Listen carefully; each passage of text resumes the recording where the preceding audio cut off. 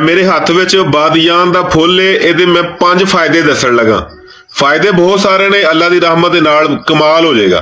पहले नंबर के उत्ते मेरे वो भैन भरा जिहड़े अपने ना दंद दर्द की वजह तो परेशान है, दाढ़ च दर्द है, कीड़ा है, किसी भी वजह तो दर्द है, नीलियां पीलियां कई गोलियां खादियां मसला ठीक नहीं होंदिया।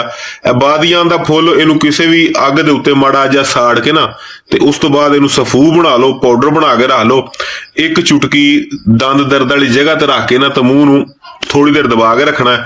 अल्लाह की रहमत नाल ना दंद दर्द ठीक हो जाएगी। दूसरे नंबर के उत्ते मेरे वो भैन भरा जिहड़े पूरे जिसम के उत्ते किते फोड़ा फिंसी है, जनाब जख्म ठीक नहीं हुंदा, इनू पी के दा पाउडर बना के अपने ओदे उत्ते लाओ, जख्म के उत्ते, फोड़े के उत्ते, फिंसी के उत्ते, अल्लाह की रहमत हो जाएगी। तीजे नंबर के उत्ते मेरे वो भैन भरा जिहड़े अपने छोटे छोटे बच्चों के ना मोशनां के हवाले नाल परेशान आ, जनाब उन्होंने मोशन ठीक नहीं हुंदे, ए सफू बना के रख लो। एक चम्मच शहद दे विच ना एक चुटकी बादियान दा सफू जिहड़ा बना के रखिया होएगा, ए बच्चे नूं थोड़ा थोड़ा करके चिटाना है। याद रखिया जे चिटाना है, खवाना नहीं। अल्लाह की रहमत हो जाएगी। इस तो अलावा मेरे वो भैन भरा जिहड़े कहिंदे कि जनाब साडे मूँह दे विचों बो ही नहीं जाती, बादियान दा पाउडर बनाना है फुल दा, इनू भुनना नहीं, उस तरह ही हकीम को पंसारी को लिया के भुन लो तो उस तो बाद जनाब इनू ना एक चुटकी मूँह दे विच रख के उतों नीम गर्म पानी पी लो।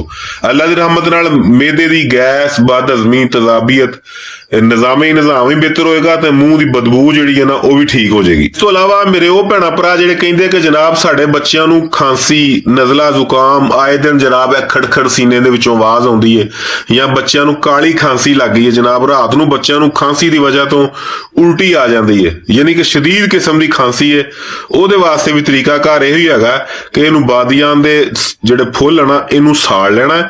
साड़न तो बाद जनाब इनू पाउडर बना लो, पाउडर बना के ना इनू थोड़े जे शहद विच मिला के अपने बच्चों नूं दिओ दिहाड़ी दा 3 वारी, अल्लाह की रहमत हो जाएगी। लेकिन एक चम्मच जिहड़ी तैयार कीती है वो दिहाड़ी दे विच पूरी करनी है, एक ही दफा चम्मच नहीं दे देनी, एक चम्मच नूं 3 हिस्सियां तकसीम करके ते फिर देना।